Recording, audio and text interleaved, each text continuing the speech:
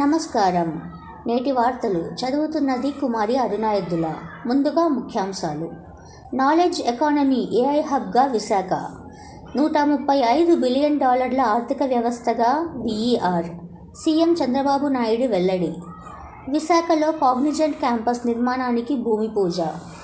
25,000 ఉద్యోగాలు కల్పిస్తామంటూ సీఎం సమక్షంలో Cognizant CEO హామీ. ఘాట్ రోడ్లో ఘోరం. చింతూరు సమీపంలో యాత్రికుల బస్సు బోల్తా. 9 మంది దుర్మరణం, 10 మందికి తీవ్ర గాయాలు. స్వల్పంగా గాయపడిన 18 మంది. అరకు నుండి భద్రాచలం వెళ్తుండగా దుర్ఘటన. బాధితులంతా చిత్తూరు పరిసర ప్రాంతాలకు చెందినవారే. ఒకే గొడుగు కిందకు ఉన్నత విద్య.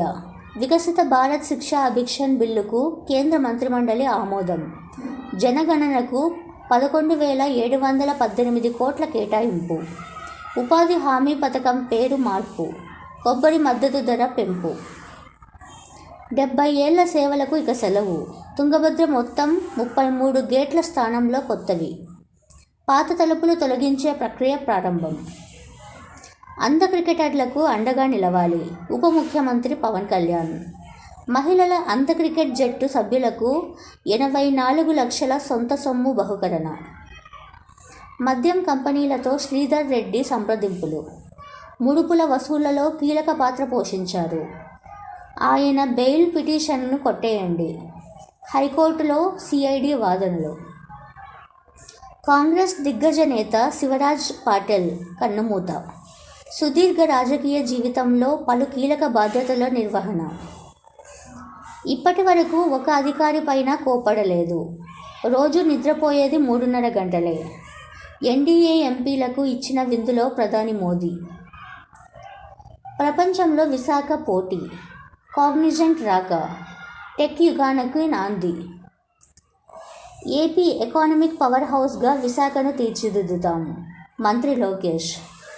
టెక్ తమ్మిన నార్నెల్ technologies, ACS infotech health care సంస్థల భవనాలకు భూమి పూజ చేస్తున్న మంత్రి లోకేష్. ఏసీసీ సిమెంట్స్కు తాకీదు జారీ చేసిన ప్రభుత్వం. వారంలో భారత్ సిమెంట్, రామ్కో సిమెంట్స్ లీజులకు సైతం నోటీసులు. కేంద్ర నిబంధనలకు విరుద్ధంగా జగన్ హయాంలో సున్నపురాయి లీజులు మంజూరు. వీటిపై ఇప్పుడు చర్యలు మొదలు. 4 రోజులు రద్దు చేసేందుకు రంగం సిద్ధం. ఇంతటితో వార్తలు సమాప్తం. నేను మీ అరుణాయద్దుల. శుభదినం.